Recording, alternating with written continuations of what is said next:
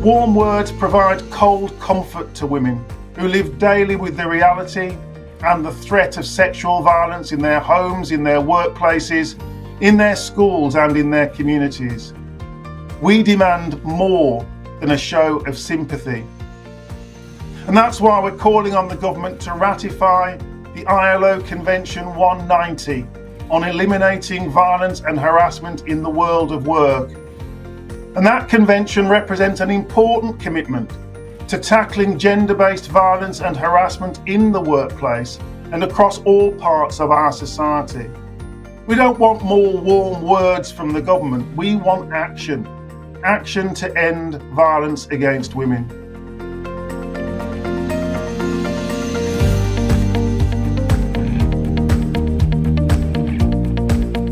It's unacceptable that women on average still have only 3/4 of the legal protections given to men during their working life. This ranges from bans on entering some jobs to a lack of equal pay or freedom from sexual harassment. And it certainly includes family law, property rights and other freedom or entitlements. So we've got to strengthen rights in the workplace. And that's why I'm really pleased to be working with the ITUC and women workers around the world to promote the importance of equal pay for equal work, investment in public services and social protections, guaranteeing flexibility around family and caring responsibilities, and eliminating discrimination.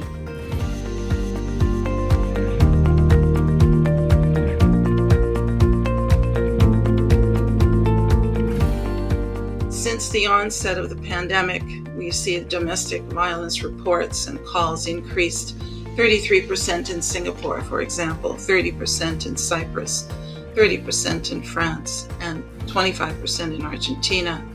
So great increases. And there's violence, as we know, in the workplace as well. The Canadian Teachers Federation did a study in 2018 just to see what are the levels of violence in schools, and found that incidents of violence are very prevalent, and depending on the region of the country, there were rates between 47 and 90% of teachers saying that they had either been victim of violence themselves or that they had witnessed violence in their schools.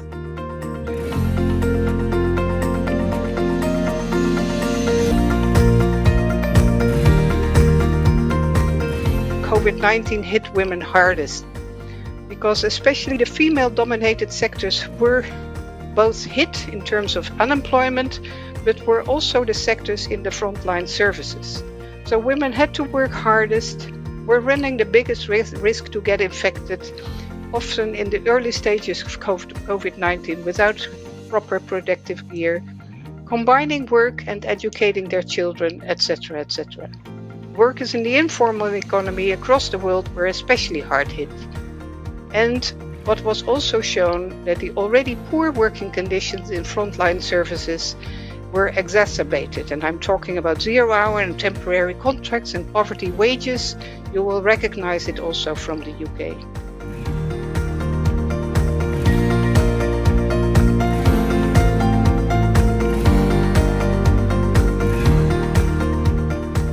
So I am proud to say I think the work that this union has done, I've got a long experience of working for the NASUWT as a paid employee, and I think we have moved on in leaps and bounds in terms of the work that we have done around women and gender equality generally.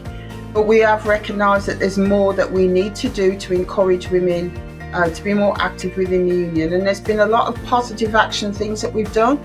So to end on a much lighter note, which is the most positive thing you think the NASUWT has done to encourage more women to be active?